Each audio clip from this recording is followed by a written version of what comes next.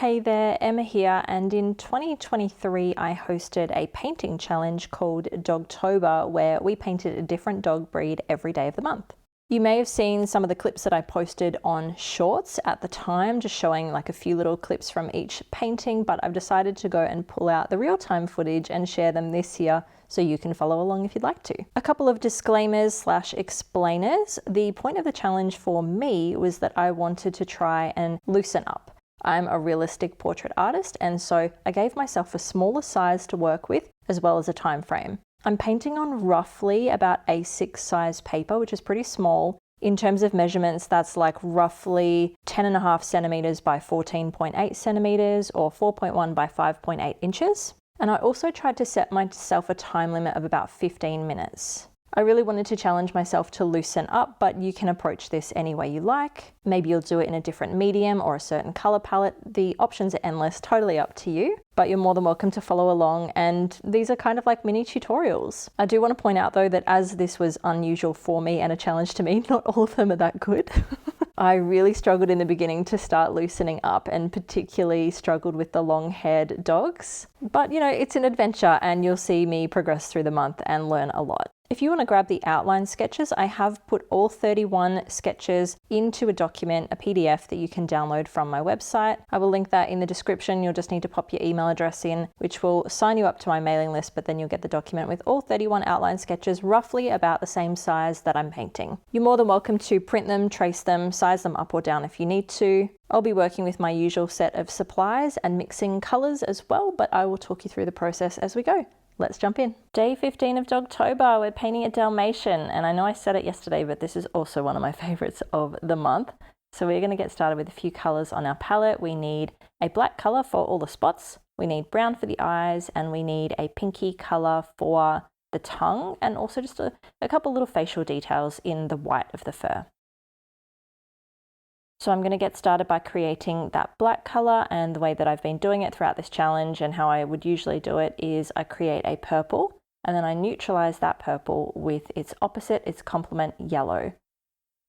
And I do like at times if I can achieve a little bit of an undertone in there, even if it's more blue leaning or purple as well, it doesn't matter. I like it. I like that it shines through. But one of the reasons I love this one so much is because we only have to stop once to dry things off. With all the spots that we're painting, we can kind of move around the painting and not have to go and dry all these little bits and pieces off. And I think that that was really something I was aiming for in this challenge. And even though loose painting doesn't equal fast painting, for me, I liked it when I was able to achieve both. So I've got my purpley black color over there. Every time you see an undertone, just keep cancelling it out with the opposite color from the color wheel, and eventually you will get something deep and dark like this. Now I'm going to get together that pinky color that we are going to use for the tongue and just some little skin details in the white of the fur. All I've done so far is just put some primary red down on the palette. Bonus points if there's something dried underneath it that can kind of dirty it up a little bit. Otherwise, you can just grab a tiny little bit of the black color you've mixed and just dull it down with that. I'm now making a brown color. We really don't need very much. It's just for the eyes. And I've done that using primary yellow and red to make orange, and then adding some blue to turn that to brown. I just do not always get it right first time. So I've made this color real weird at the moment, and I'm just trying to pull it back. So adding some more orange in there because it was looking too much like our black color that we'd mixed, and I wanted there to be a difference. I've even stolen some of that black color to pop in there and help me achieve what I need, but it's looking pretty good now, a nice dark brown. Now, because my goal was to move around this painting without having to stop and dry things off, before I start the spots, I'm going to pop in a couple of facial details. So I'm going to pop in the eyes, and then I'm going to pop in the tongue. I can't pop in the nose yet because that's going to be touching the tongue, so you have to be like a little bit strategic with where you start and where you finish.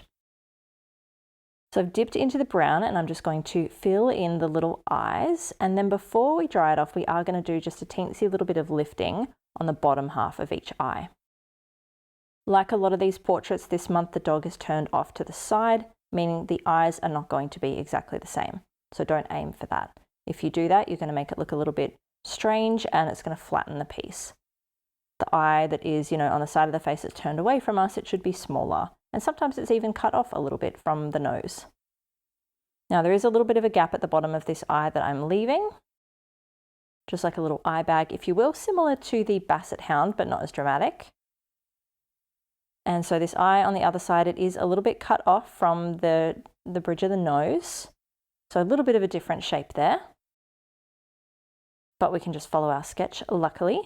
And now what I'm going to do before I leave this area alone is just lift the bottom of the eye, just gently scrub at it and dab it off on paper towel. You need to start this with a clean, damp brush because otherwise you're just going to be putting more colour down.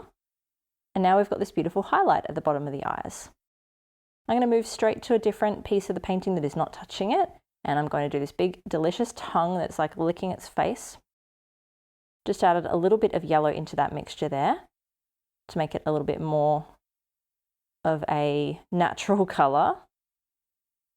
Sweeping that down the tongue shape. We're going to do a little bit of work on this later just to shade it and make it look a little bit more dramatic. But for now, we're just concentrating on getting the base colour down. I had like a lot of water sitting in there, so I just kind of picked that up with my brush and I'm going to leave it like that for now. And now's the fun part. We get to paint all the little spotty dotties in. So I'm going to start off away from that tongue and I'm going to start with the ear. So heading straight in to the top there. Now, feel free to just follow where I'm doing these or completely make them up. So what I've popped down there, it almost looks more like an inner ear, like the fold underneath it at this point. Some big patches on the ear. We've got them running all along the top, but there's some gaps in between them, so that does help define the edge of the ear without painting it in.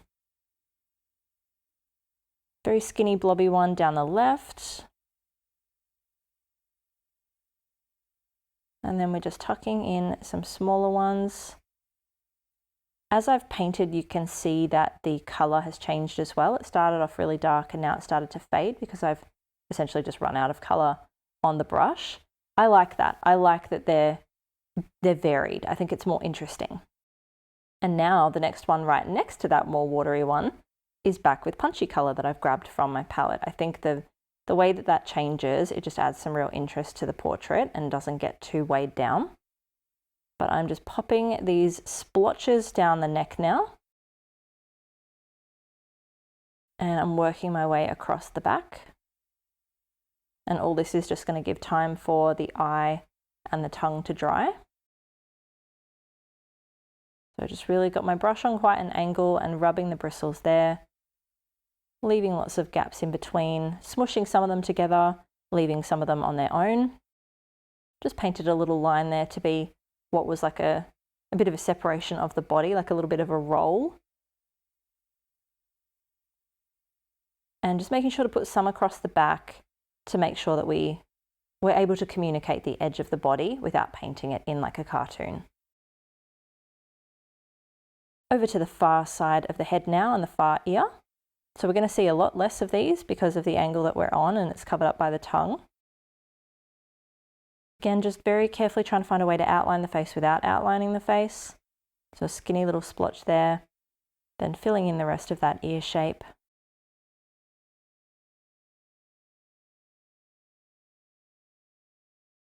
Tucking underneath the jaw now. And we've got like some skinny little splotches happening down here. There's kind of like a lot of neck folds that we have to paint in later. So these ones are a lot less, round, and some of them are quite long as they get all folded up in there in the shape of the skin. So going down the edge of the shoulder as well, some kind of thin ones that you don't see the whole shape of them. Jumping up to the face now, popping some on the cheek. A couple teeny tiny ones.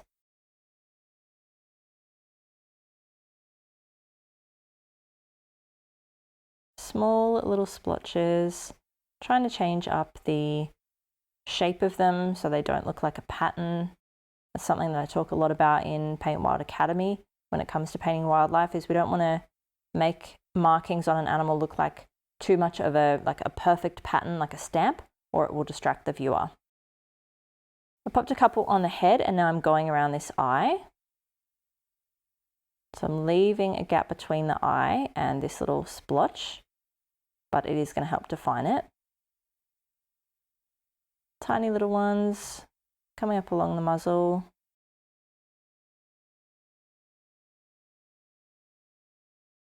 And now the far eye.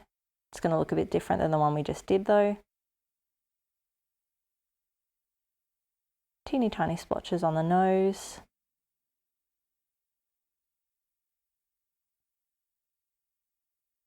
So just lots of variation here is key. So take your time, move your brush differently, hold it in a different angle. I'm kind of outlining the nose now with splotches.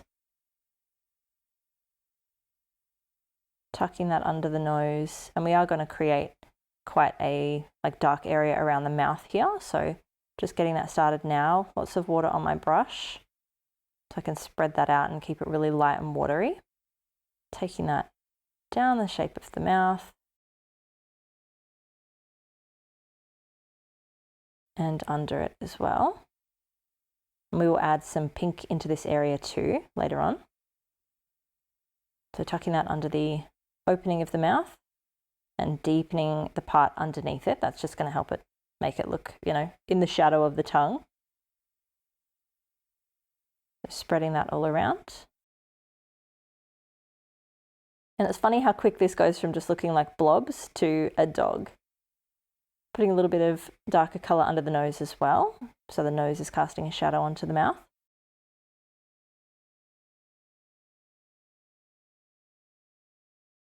Rinsing off, dabbing off, and we are going to dip into the tongue colour, dabbing off the excess on paper towel, and we can start to shade this. Now it's quite dramatic, so we are going to carve a line and negatively paint the edge of the tongue that is going to be on the left.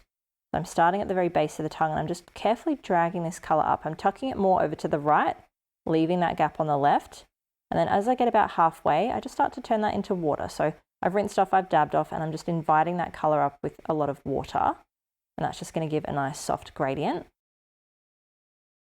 A little bit more colour on the brush and dabbed off the excess of this pinky colour, and I'm just going to put the pink around the eyes now. So tucking that all around the eye, watering that down and fading it out. Same on the other side.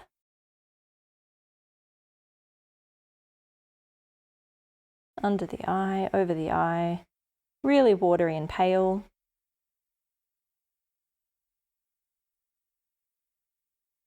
Got my detail brush now, my 3/0. I'm going to dip into some white gouache. If you feel like you need to stop and dry off the eye, go for it, but I am going to go straight in. One little blob of highlight on the right side and a little one on the left as well, at the top half of the eye. Dipping into some black now, and before we dry everything off, I'm just going to paint in the little nostril. We can see one quite clearly, but the other one is really tucked under the tongue. So doing my little comma shape, little split down the center of the nose, and then just tucking a tiny little bit of the far nostril in against the tongue. And then we can dry that all off. So we did quite a large part of this painting without having to stop and wait for anything, which was great.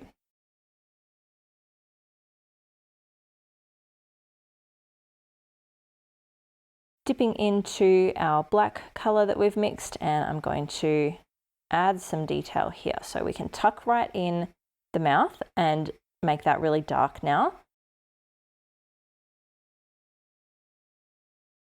We couldn't do that before because the top and the bottom part of the mouth were still wet. I'm also going to paint the nose in, so I've just popped a little bit of black down, and now I'm really watering that out and spreading it around. Taking darker colour at the bottom of the nose, tucking that up against the tongue.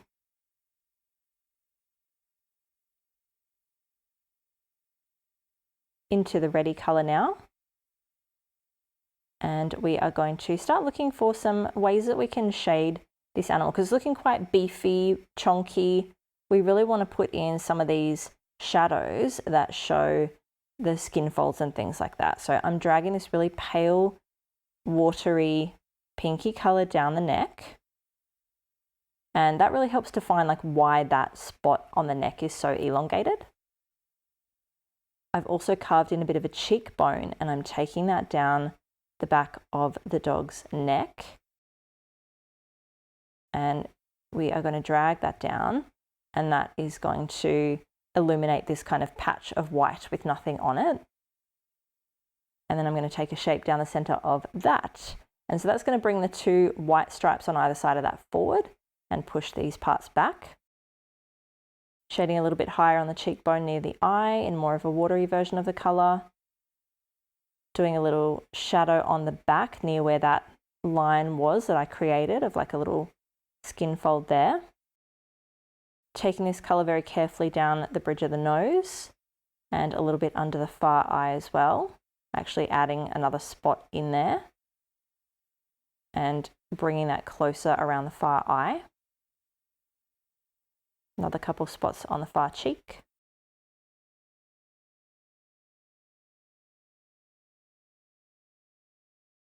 Really just doing the finer details now, looking to finish this off very soon.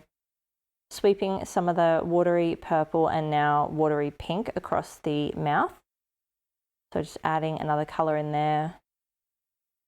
I mean, from memory, the reference did look like some of this skin was pinky, but I just also like the fact that we're referencing that color somewhere else. It is the most, obvious color in this painting. It sticks out more than the black and the brown. And so to reference that in other areas, I think is really fun. Back into some white gouache, and I'm going to pop a bit of a highlight down the tongue as well on the right side at the very top, and a teensy little bit on top of the nose as well. That is our Dalmatian. I love this one, and I will see you in the next one.